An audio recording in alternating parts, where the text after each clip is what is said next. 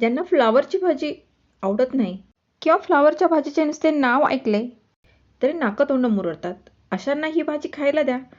माझी खात्री आहे की एक सोडून 2 पोळ्या नक्की खाणार. अगदी चविष्ट अशी ही भाजी तयार होते.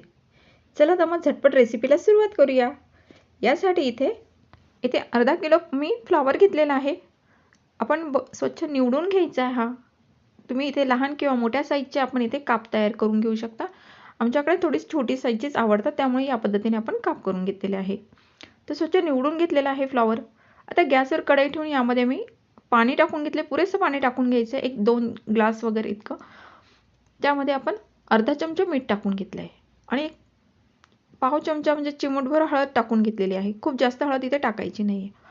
यामध्ये निवडून घेतलेली फ्लावर ती टाकून घ्यायची आणि 5 ते 6 मिनिटासाठी आपल्याला ही उकळवून घ्यायची आहे. फ्लावरच्या भाजीला भरपूर प्रकारचे फवारे मारलेले असतात. मीठ आणि हळदीमुळे आपल्या फ्लावरला निर्जंतुकीकरण करण्याचं काम केलं जातं. तर आपण ही सर्वात अगोदर छान 5 मिनिटं उकळवून घेणार आहोत.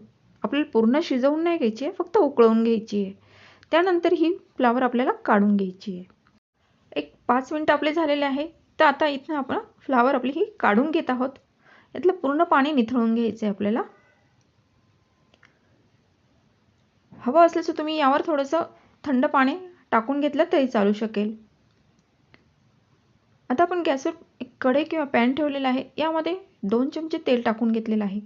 तेल छान गरम झालं की एक पाव चमचा मोहरी छान फुलली की पाव चमचा जिरं टाकून घेतलं आहे आणि 2 मीडियम साईजचे कांदे आपण इथे बारीक चॉप करून घेतलेले आहे, ते टाकून घेतलेले आहे.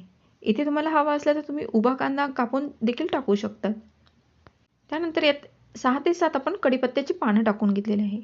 कांदा छान आपल्याला सॉफ्ट होईपर्यंत मस्त असं परतवून घ्यायचा आहे. बघा आपला कांदा छान असा सॉफ्ट झालेला आहे. तर यामध्ये एक मीडियम साईजचा टोमॅटो आपण तो बारीक कट करून घेतला आहे, तोही टाकलेला आहे यामध्ये. तर कांदा आणि टोमॅटो अगदी 2 मिनिटासाठी छान असा परतवून घेतला की यामध्ये एक अर्धी वाटी आपण इथे मटार म्हणजे वाटाणा घेतलेला आहे, तो देखील आपण यामध्ये टाकून घेतलेला आहे. बघा आपला कांदा, टोमॅटो आणि वाटाणा हा छान असा थोडासा सॉफ्ट होईपर्यंत आपल्याला परतवून घेतला की यामध्ये काही बेसिक मसाले आपण टाकणार आहोत. तर एक पाव चमचा हळद टाकून घेतलेली आहे आणि 2 चमचे लाल तिखट हे तुमच्या आवडीनुसार तुम्ही इथे कमी जास्त टाकू शकता. हे काश्मीरी लाल तिखट आहे, यामुळे हे तिखटपणा कमी असतो म्हणून 2 चमचे टाकले. अर्धा चमचा गरम मसाला टाकला आणि एक सिक्रेट मसाला आहे सांबार मसाला. हा घरगुती सांबार मसाला तयार केलेला आहे, हा टाकून घ्यायचा आहे 1.5 चमचा. बघा इथे तुमच्याकडे सांबार मसाला नसेल तर तुम्ही पावभाजी मसाला तो देखील टाकू शकता. त्यानंतर चवीनुसार मीठ टाकून घेतलं आहे. एकदम मिक्स करून घ्यायचा आहे. मसाला आपला छान असा परतला गेला की यामध्ये उकळवून घेतलेली जी फ्लावर आहे ती आपण यामध्ये टाकून घ्यायची आहे. फ्लावर टाकल्यानंतर एकदा अलटीपलटी करायचं आहे, म्हणजे सगळा मसाला आपला हा फ्लावरला छान असा लागला जाईल इथपर्यंत. गॅस इथे आपण अगदी स्लो ठेवलेला आहे. इथे हाय फ्लेमवर करायचं नाही, कारण मसाले करपण्याची शक्यता असते यासाठी. बघा पूर्ण मसाले छान असे आपल्या फ्लावरच्या भाजीला लागले गेले आणि यामध्ये 1 चमचा आपण इथे साखर टाकून घेतलेली. ही ऑप्शनल आहे, तुम्हाला आवडत असल्यास टाका, पण टाकून तर बघा एखाद्या वेळेस. ही भाजीची चव अगदी अप्रतिम अशी तयार होते. बघा एकदा मिक्स करून घ्यायचं आहे आणि 2 ते 3 मिनिटासाठी आपल्याला ते झाकण ठेवून गॅस आपण स्लो ठेवलेला आहे, वाफ आणायची आहे. बघा एकदा 2 ते 3 मिनिटं झाल्यानंतर एकदा परत अलटीपलटी करायचं आहे, कारण आपण फ्लावर ही शिजवून नाही घेतलेली, कच्ची फ्लावर होती आपली, थोडीशी फक्त उकळवून घेतलेली आहे. तर यामुळे आपल्याला ही भाजी व्यवस्थित शिजवून घ्यायची आहे.